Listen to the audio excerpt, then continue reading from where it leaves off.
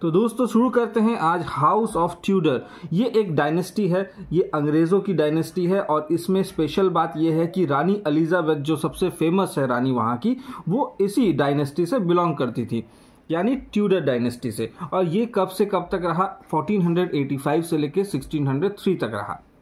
तो इसमें हम सबसे पहले इस चार्ट को देख सकते हैं। फैमिली चार्ट मैंने थोड़ा थोड़ा करके आपको बना के दिखाया है ताकि आप लोग अच्छे से फैमिली चार्ट को समझ पाए।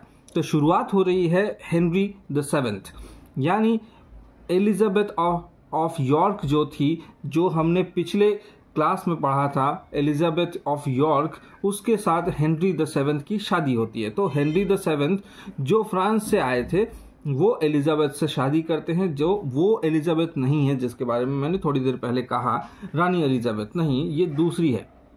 ये शुरुआती तौर में हेनरी द एट जो ट्यूडर डायनेस्टी को लेके आ रहे हैं वो एलिजाबेथ से शादी कर रहे हैं, यॉर्क वाले एलिजाबेथ से, एलिजाबेथ द फर्स्ट नहीं, ठीक है, ध्यान में रखिएगा।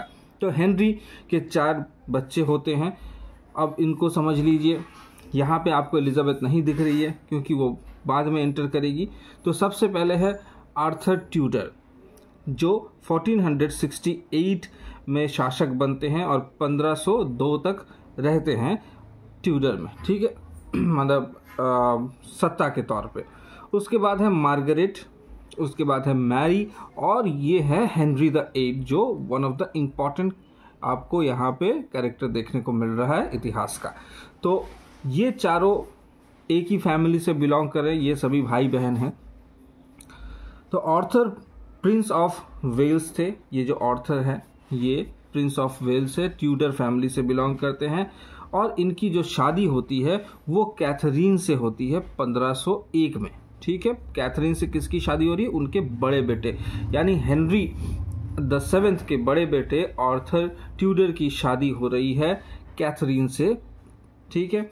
उसके बाद Arthur dies 6 month later, possibly from the sweating sickness, ठीक है। तो आर्थर की मौत हो जाती है और ये एक तरह का कॉन्टेजियस रोग था और डेडलीस्ट डिजीज भी कहा जाता था यूरोप में, स्पेशली इंग्लैंड में, ठीक है। अब इससे आपको पता चल गया कि पहला राजा जो होने का चांस था, बड़ा बेटा, वो मर गया। तो अब आगे आते हैं, आगे जो और भी कुछ बच्चे थे उनके बारे में जानते हैं।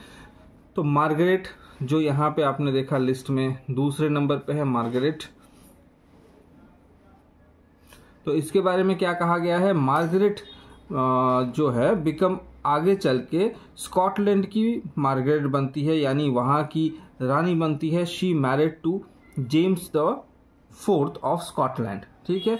तो इसकी शादी, मार्गरेट की शादी स्कॉटलैंड के जेम्स के साथ हो जाती है, जेम्स द फोर्थ के साथ। तो मार्गरेट भी रानी नहीं बनी इंग्लैंड की। अब आते हैं मैरी पे। मैरी के बारे में थोड़ा अच्छे से जानेंगे क्योंकि ये one of the important part में भी आ रहा है। Mary become queen of France.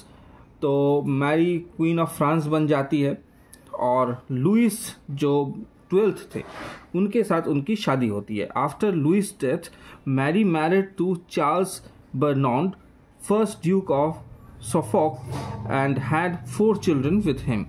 तो मैरी की शादी पहले तो लुइस 12वें से होती है, यानी लुइस द 12th, उनके साथ शादी होती है, मगर उनके मौत के तुरंत बाद वो एक और शादी करते हैं जो एक ड्यूक के साथ उनकी शादी होती है और 4 बच्चे भी होते हैं उनके, ठीक है। तो आप ये सब नोट्स लिख सकते हैं। अब आते हैं हेनरी। तो देखिए यहाँ पे ये जो लिस्ट था इसमें आप देख रहे होंगे कि जो हेनरी है वो अभी बचा हुआ है, उसके बारे में डिटेल आपको जानना है अभी। तो इन तीनों के बारे में बता दिया। आर्थर जो है वो जल्द ही मारा जाता है विवाह के बाद। कैथरीन से उनकी शादी होती है, कैथरीन से शादी होती है। और फिर मार्गरेट के बारे में बताया कि मार्गरेट स्कॉटलैंड की रानी बनती है और जो मैरी है वो फ्रांस में चली जाती है और वहाँ पे वो उनके पति के मरने के बाद एक ड्यूक के साथ उनकी शादी होती है। तो अब बचे कौन? हेनरी। तो ऑब्वियस है कि हेनरी द 8 ही आगे चल के शासक बनने वाले हैं इंग्लैंड के। अब इनके बारे में बता देता हूँ। हेनरी सच में ही आगे चल के राजा बनते हैं इंग्लैंड के। हेनरी द 8 बहुत ही ज़्यादा फेमस है क्योंकि ये कौन है? एलिजाबेथ के पिता है। तो इनके बारे में जानते हैं। 1491 से लेके 1547 उनका टाइम पीरियड है। अब उनके वाइफ्स के बारे में जानते हैं। बहुत सारी पत्नियां थी उनकी। तो इतनी सारी पत्नियां क्यों थी ये भी जान लीजिए, इसके पीछे का कारण क्या है। सबसे पहले तो आप देख रहे हैं कि कैथरीन ऑफ अरागॉन, इनके साथ वो 20 साल में शादी 20 साल तक शादी उनकी चलती है। अरागॉन जो थी, कैथरीन ऑफ अरागॉन, वही कैथरीन है जो उनके भैया की पत्नी थी, यानी भाभी थी। तो हेनरी द 8 की पहली पत्नी उनकी भाभी थी, जैसे कि आपको मैंने यहाँ दिखाया है। आर्थर ट्यूडर जो है, उनके पत्नी का नाम कैथरीन है, ठीक है। तो कैथरीन से ही शादी होती, क्योंकि जो उनके भैया थे आर्थर, उनकी मौत हो चुकी थी। तो कैथरीन से शादी करते हैं और वहाँ से उनको एक डॉटर पैदा होती है, एक बच्ची पैदा होती है जिसका नाम है मैरी द फर्स्ट। तो अब कंफ्यूज मत होना कि थोड़ी देर पहले तो मैंने यहाँ पे मैरी के बारे में बताया, जो यहाँ आपको इस फैमिली ट्री में भी दिख रहा है, यहाँ भी मैरी है। नहीं, ये वो मैरी नहीं है, ये आर्थर की बेटी है, उसका नाम मैरी है, ठीक है। तो 1516 में मैरी का जन्म होता है। इसके अलावा उनका एक बेटा भी जन्म होता है जो बस 52 दिनों तक जिंदा रहता है। He lives for only 52 days, वो मर जाता है उसके बाद उनका बेटा। तो कोई भी राजा को बेटा चाहिए होता है, तो ऑब्वियस है कि उनको बेटा नहीं मिला क्योंकि बेटा मर गया। तो अब क्या करें, अब उनको दूसरी शादी करनी थी। तो मगर क्रिश्चियनिटी में ये तो अलाउ नहीं है। जो लोग कैथोलिक धर्म जानते हैं उनको पता है कि क्रिश्चियन धर्म के अनुसार दूसरी शादी नहीं की जा सकती थी उस वक्त।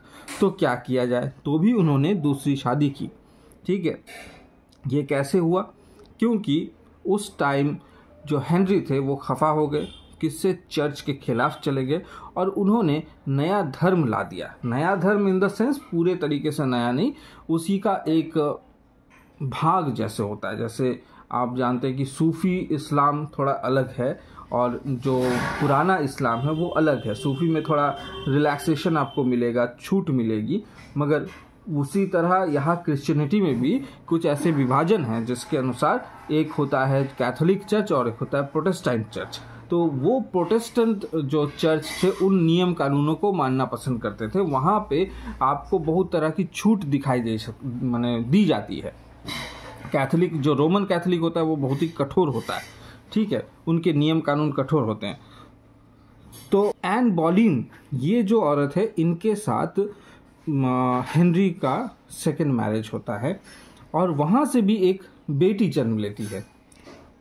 उस बेटी का नाम है एलिजाबेथ, जो आगे चल के यही एलिजाबेथ क्वीन एलिजाबेथ बनेगी, सबसे फेमस वाली क्वीन, ठीक है। तो इस वंश में आपने देखा कि इससे पहले हेनरी की जो माँ है उसका नाम भी एलिजाबेथ है। तो इस चार्ट में एक बार और देख लीजिए, हेनरी द 7th और एलिजाबेथ ऑफ यॉर्क और हेनरी द 8 उनका बेटा। तो उनकी माँ का नाम भी एलिजाबेथ ही था, अपनी बेटी का नाम भी एलिजाबेथ ही रखते हैं। ये एलिजाबेथ द फर्स्ट है, ठीक है। तो आगे बढ़ते हैं।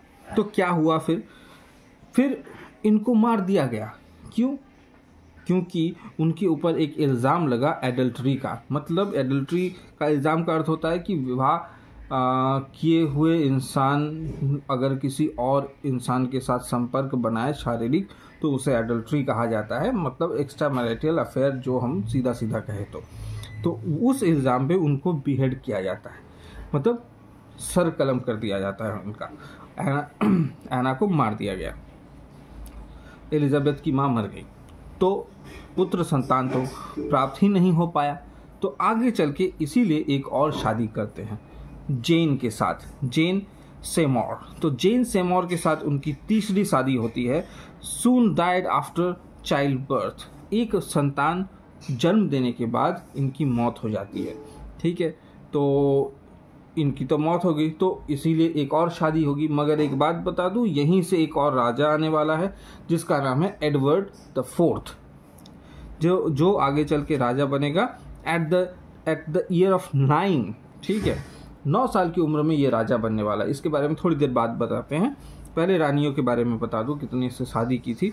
तो जेन के बाद एन ऑफ क्लेविस, इनके साथ इनकी शादी होती है। तो हाँ, ये तो बिहेडेड हो गई, इसको तलाक दे दिया गया।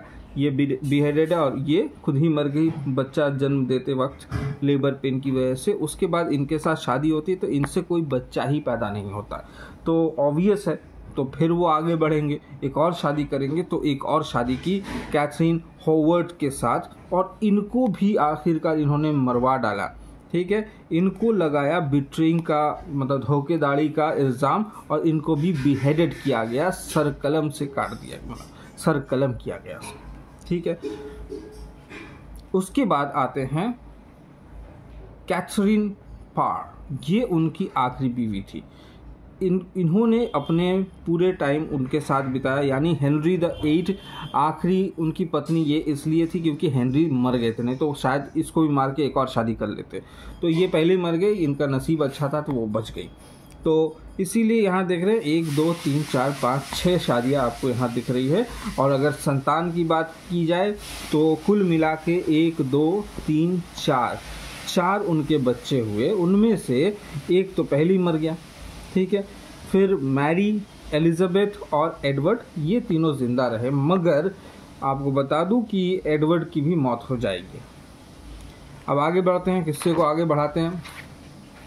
अब मैरी के बारे में जान लीजिए, जो उनकी बेटी थी मैरी और एलिजाबेथ और एडवर्ड, ये तीनों बचे रहे।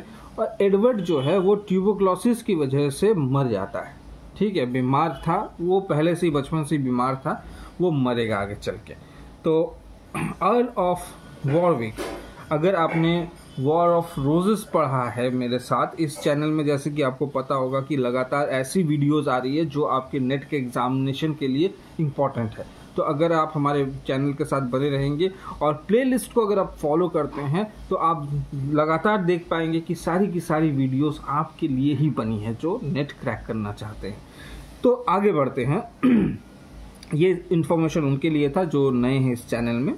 तो आगे बढ़ते हैं, अर्ल ऑफ वॉरविक, इसी के बारे में मैंने पिछले वीडियो में भी बात किया है। रोजेस, वॉर ऑफ रोजेस जो है उसमें आपको ये देखने को मिलेगा, जो कि ना नॉर्थम्बरलैंड जो है वहाँ के ड्यूक थे।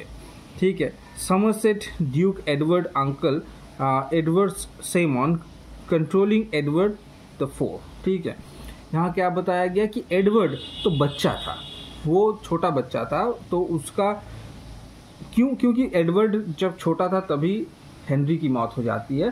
तो एलिजाबेथ बड़ी थी, मैरी बड़ी थी, उनको तो शासक बनने का अधिकार ही नहीं दिया गया, बिकॉज दे वर लेडीज और फीमेल। तो बचा कौन? एक छोटा बच्चा था जो एडवर्ड था, एडवर्ड द 4 था, और वो बीमार रहता था, फिर भी उसको ही राजा बनाया गया और उसको उसके अंकल कंट्रोल किया करते थे एक्चुअली। ठीक है, काउंसिल द्वारा चलाया जाता था। वो बच्चा क्या करेगा, बस उसको गद्दी में बिठाया जाता था, काम तो दूसरे लोग ही करते थे। After the death of Edward, और आखिरकार वो मर जाता है बच्चा, 9 साल की उम्र तक ही वो जिंदा रहता है। एक बार कंफर्म करूँ, 9 साल नहीं, 9 साल की उम्र में वो बनता है। ठीक है, तो जो एडवर्ड था वो 15 सालों तक ही शासन कर पाता है, उसके बाद वो मर जाता है ट्यूबरक्लोसिस की वजह से। ये मैं बार बार एडवर्ड द 4 बोला था, माफ़ कीजिएगा, ये 6th है। ठीक है, तो एडवर्ड की मौत हो जाती है, तो ये भी मर गया। तो देखिए खेल क्या हो गया कि अभी बचे हैं 2 महिलाएं जो अपनी सत्ता के लिए लड़ने वाले हैं। ठीक है, तो आगे बढ़ते हैं। After the death of Edward the 6th, Jane Grey, तो एडवर्ड द 6th के मरने के बाद वो जो छोटा बच्चा था 15 साल का, जिसने कुछ सालों तक शासन किया, तो सीधी बात यह है कि जेन ग्रे रानी बनती है। तो आप यहाँ देख रहे हैं कि लड़ाई तो दोनों के बीच थी, अब ये जेन ग्रे कहाँ से आ गई? तो आपको बता दूं, daughter in law of Duke Northumberland, जो यहाँ पे आप देख रहे हैं, जो एडवर्ड के मामा थे, उन्हीं से कनेक्टेड है ये, क्योंकि कुछ देर तक उनका अच्छा खासा पावर बन गया था जब छोटा बच्चा एडवर्ड राजा था, तो ये उसको कंट्रोल किया करते थे अर्ल ऑफ वॉरविक। तो वो क्या किए, अपने डॉटर इन लॉ यानी अपनी बहू रानी को यहाँ का सत्ता दिला दिया। ठीक है, कहाँ का? इंग्लैंड का। शी रूल फॉर 9 days, तो ज़्यादा दिनों तक शासन नहीं कर पाई, केवल 9 दिनों के लिए ही शासन किया उन्होंने। तो जो भी हो, 9 दिन की रानी बनती है। आपको डेट भी यहाँ दिया गया है, जुलाई 10 से लेके जुलाई 19 तारीख तक, ठीक है। 1553 का किस्सा है। Before she was overthrown by the more popular Mary the first, मगर ये होने के बाद ही जो मैरी द फर्स्ट थी वो उन्हें ओवरथ्रोन कर लेती है और वो हथिया लेती है अपना सत्ता। कौन? मैरी द फर्स्ट, जिनका अधिकार कहीं ना कहीं बनता है। एक और इम्पॉर्टेंट बात कि इनकी जो मौत है, ये तो 9 दिन की रानी बनी, मगर ये जुलाई 19 में अपना जो सत्ता है वो छोड़ देती है, मगर फरवरी 12 अगले ही साल तक आते आते रानी, यहाँ मैं डेट लिख दे रहा हूँ, 12 फरवरी 12 फेब 1554 इस दिन उनकी हत्या की जाती है या फिर उनका डेथ होता है, ठीक है। ऐसा क्यों है? क्योंकि कहीं ना कहीं मैरी ने उनको मरवाया था, ऐसा कहा जाता है। कुछ लोगों का ऐसा मानना है, मगर ये इस पे हमें नहीं जाना है। बस इतना ही जानना था कि 9 दिन की रानी कौन थी, ये क्वेश्चन बन सकता था, ठीक है। कैथरीन ऑफ अरागॉन, अब इसके बारे में बताऊं, जो कैथोलिक थी, ठीक है। जो मैरी उनकी बेटी निकली आगे चल के, जैसे इस पाठ में अगर हम फिर से इसको एक बार देखें तो हमको पता चलता है कि जो हेनरी द 8 है, उनकी पहली शादी अपनी भाभी से होती है जो कैथरीन ऑफ अरागॉन है, जो एक प्रोटेस्टेंट नहीं बल्कि कैथोलिक थी। इसीलिए तो उसने बाद में इंग्लैंड में एक रेनोवेशन किया कहा जा सकता है और धर्म को परिवर्तित किया ताकि वो शादी कर पाए, दूसरी शादी, क्योंकि कैथोलिक चर्च में नियम नहीं था दूसरी शादी करने का, डाइवोर्स का कंसेप्ट नहीं था। तो उन्होंने कहा कि इसको बदलना पड़ेगा, किसने? हेनरी ने, और दूसरी शादी करनी पड़ेगी। तो ये कैथोलिक थी, ठीक है। तो हमको ये जानना है कि ये जो औरत है कैथरीन, वो एक कैथोलिक थी, रोमन कैथोलिक थी धर्म से। तो मैरी भी कैथोलिक थी, ठीक है, मैरी द फर्स्ट। हालांकि एडवर्ड द 6 जो मारा गया ट्यूबरक्लोसिस से, वो प्रोटेस्टेंट था, अपने फादर को फॉलो करता था।